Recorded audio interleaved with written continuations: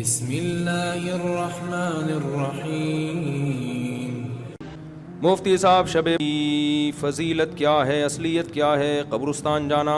دیکھو، شب برات کے بارے میں میرے آڈیو بیان بھی موجود ہیں، ویڈیو بیان بھی موجود ہیں۔ چند سال پہلے جب میں ویڈیو بیان نہیں، میرے آڈیو آتے تھے، اس میں نے حدیثوں کے نمبر کے ساتھ، پورے ترجموں کے ساتھ، پوری سندوں کے ساتھ شب برات سے متعلق جتنی حدیثیں ہیں 15 شعبان سے متعلق تمام حدیثوں کی سندیں، ان کی سندوں پہ بحث، پورا ایک علمی بیان ہے آڈیو، وہ آج بھی یوٹیوب پہ موجود ہے۔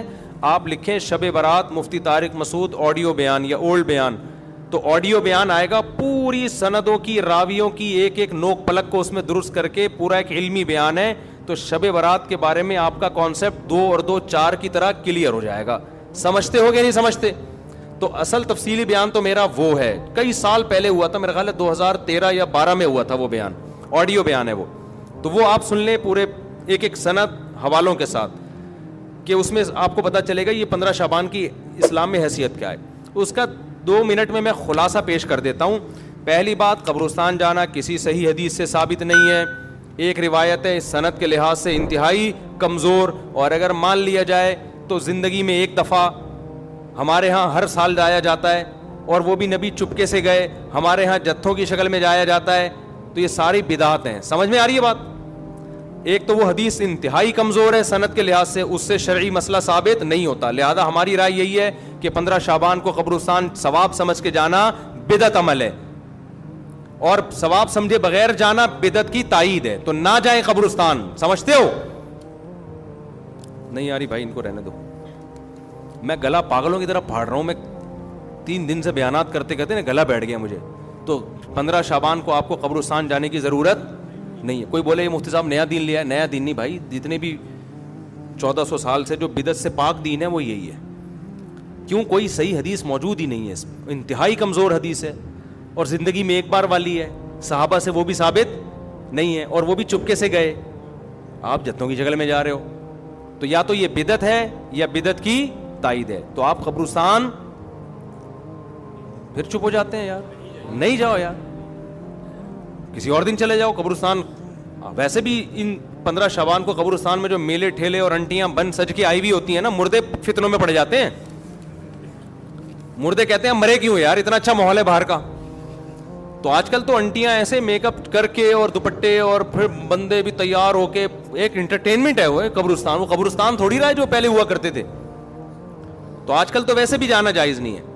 دوسرا کام، اس رات کو لوگ کہتے ہیں نہاؤ دھو اور تہوار ہے، تو تہوار اسلام میں دن میں ہوتے ہیں، راتوں میں عیسائیوں کے، ہندوؤں کے تہوار ہو سکتے ہیں، مسلمانوں کے تہوار دن کی روشنی میں ہوتے ہیں، رات کے اندھیروں میں بولو نا نہیں ہوتے، راتیں عبادت کی ہوتی ہیں، تہوار نہانا دھونا اچھے کپڑے یہ دن کے کام ہیں۔ تو لہٰذا یہ کوئی بھی نہیں ہے کہ رات نہا دھو کے اور اچھے اچھے کپڑے پہنو، کوئی مستند روایت نہیں اس بارے میں، تمیز سے سو جاؤ گھر میں جا کے۔ اور تیسرا کام کیا ہے؟ حلوہ مانڈا، حلوے مانڈے پکاتے ہیں، تو جب تہوار ہی نہیں ہے تو حلوے کس بات کا بھائی؟ حلوے تو عیدوں میں خوشیوں میں ہوتے ہیں نا، تو جب تہوار ہی نہیں ہے، ہمارے تہوار دن میں ہوتے ہیں بھائی، عید الفطر، عید الاضحیٰ، اور جمعے کا بھی دن میں ایک قسم کا تہوار ہے، یہ بھی دن کی روشنی میں، تو آپ نے حلوے مانڈے بھی بولو نا نہیں۔ پھر اس رات کو تقدیر کے فیصلے ہوتے ہیں، قرآن میں صاف طور پر ہے کہ وہ لیلۃ القدر میں ہوتے ہیں، اور ہم نے قرآن بھی کب نازل کیا؟ رمضان میں اور لیلۃ القدر میں، بالکل واضح قرآن کی آیتیں ہیں۔ اس کے مقابلے میں جو 15 شعبان والی حدیثیں ہیں جن میں آتا ہے کہ اس رات فیصلے ہوتے ہیں، وہ قرآن کے مقابلے میں جاندار، سند کے لحاظ سے مضبوط نہیں ہے، ان میں اتنی طاقت نہیں ہے کہ قرآن کی آیت کو آپ اس میں ایڈیشن کر دیں۔ لہذا قرآن سے واضح پتہ چلتا ہے کہ جو فیصلے ہوتے ہیں سال بھر کے وہ شب قدر میں ہوتے ہیں، جو رمضان میں، اور قرآن بھی کب نازل ہوا؟ راجح دلیل کے لحاظ سے راجح بات یہی، اگرچہ بعض علماء نے وہ بھی لکھی، لیکن راجح دلیل کے لحاظ سے یہ بات ہے۔ 3 باتیں ہو گئیں۔ چوتھی بات ہے پٹاخے، شب برات کے پٹاخے، تو بھائی یہ تو پٹاخے یہ بھی جائز نہیں ہے۔ آپ کیوں ایک رات کو ایک عبادت کا عنصر دے کے اس میں پٹاخے پھوڑ رہے ہیں؟ لوگوں کی نیندیں خراب ہوتی ہیں، ہارٹ پیشنٹ پریشان ہو جاتے ہیں، بہت بڑے آگ لگ جاتی ہے بعض دفعہ، یہ عمل بھی حرام ہے، ناجائز ہے۔ اور کیا ہوتا ہے شب برات میں، جلدی بتاؤ؟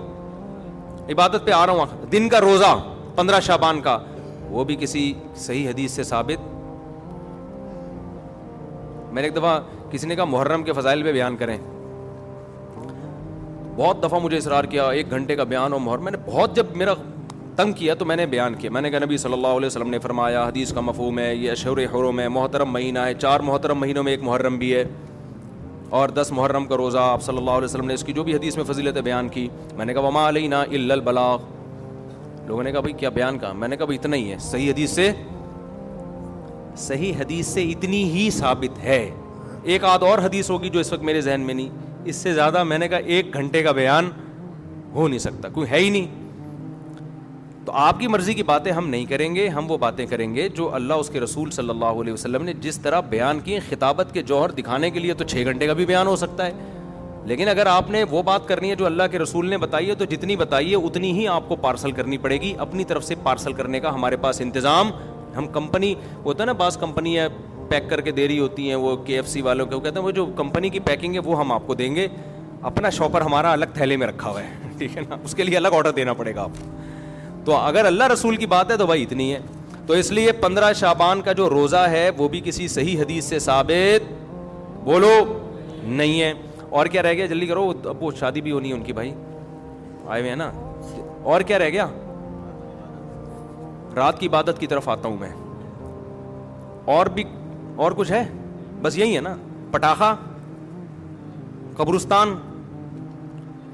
پٹاخہ جب بھی بولتا ہوں, میری چھوٹی بچی ہے نا بڑی شرارتی, اس کا پٹاخی کہتا ہوں میں اس کو, ایسے پٹاخے کی طرح نا پھدکتی رہتی ہے ایسے. تو بچے بڑے اٹریکٹیو ہوتے ہیں یار, گھر میں بچے ہوا رکھا کرو, بچے گھر میں رونق ہوتی ہے. تو ایسے وہ اس کے ہوتے ہوئے شب برات کے پٹاخوں کی ضرورت ہی نہیں ہے ہمیں. تو ایسے بچے ہوتے ہیں نا, ایسے کھیل رہے ہوتے ہیں کلابازیاں, چھوٹے 2-2.5 سال کے بچے. ہم تو بچوں کو دیکھ کے دل چاہتا ہی نہیں کہ یہ بڑے ہوں, چھوٹے زیادہ اچھے ہوتے ہیں. تو پٹاخہ یہ ناجائز ہے. حلوے مانڈے, میٹھا ویسے ہی اسلام میں کم ہے یار, تم میٹھے پھوڑ کے اپنے آپ کو. اور تیسرا کیا ہے, میٹھا کم کیسے, لوگ حدیث پہ کے لحاظ سے اشکال کریں گے, پھر کسی وقت اس کا جواب دوں گا. تیسرا ہے نہانا دھونا, صاف کپڑے پہننا. اچھے کپڑے تو ویسے ہی صاف پہننے چاہیے ہر وقت, لیکن اسپیشلی اس رات میں کوئی فضیلت نہیں ہے. چوتھا 15 شعبان کا روزہ, اور اس رات کو تقدیر کے فیصلے وغیرہ یہ سب چیزیں ثابت نہیں ہیں. ہاں اب یہ عبادت ہے یا نہیں ہے, تو جمہور کے نزدیک اس میں عبادت کی فضیلت ہے, لیکن بعض محققین اس فضیلت کے بھی قائل نہیں ہے. تو اختلافی مسئلہ ہے, اجماعی مسئلہ نہیں ہے اس رات کی عبادت کی فضیلت. لیکن بہرحال جمہور چونکہ قائل ہیں, اس کے دلائل کیا میں پہلے بتا چکا ہوں کہ میں پورا آڈیو کلپ ایک ریکارڈ کروا چکا ہوں حدیثوں کے ریفرنسز کے ساتھ, راویوں کی سندوں اور بحثوں کے ساتھ. تو بہت ساری حدیثیں, اگرچہ کوئی بھی حدیث صحیح نہیں ہے اس کے فضیلت کے بارے میں, لیکن تعدد طرق کی وجہ سے بہت سے علماء کے نزدیک درجہ حسن کو پہنچی ہوئی ہیں. تو لہذا کرنے کا کام یہ ہے کہ اگر کوئی کرنا چاہے تو بھائی عبادت کرے. تو اللہ سے امید ہے کہ اس کو اس رات میں عبادت کا ثواب دوسری راتوں کی نسبت زیادہ ملے گا. بعض حضرات اس کے قائل نہیں ہیں. ہاں اب عبادت کا کوئی خاص طریقہ منقول نہیں ہے کہ یہ پہلی رکعت میں یہ اتنی دفعہ پڑھو, دوسری رکعت میں اتنی دفعہ پڑھو. اور نفلی عبادت شریعت ترغیب دیتی ہے گھر میں کرنے کی. افضل کیا ہے کہ گھر میں عبادت کی جائے. اب اگر آپ سمجھتے ہیں گھر میں دل نہیں لگے گا تو پھر مسجد میں آ جائیں, لیکن اجتماعی سطح پہ مسجد میں جماعتوں کی نمازیں قائم کرنا, اجتماعی قرآن خوانیاں کرنا, یہ تمام اعمال بدعت ہیں. تو اگر آپ نے عبادت کرنی ہے تو چلو کسی بہانے عبادت کر لو, تو اس میں یہ ہے کہ انفرادی کرنی ہے, بہتر ہے گھر میں کی جائے, نہیں تو مسجد میں کر لیں آ کے.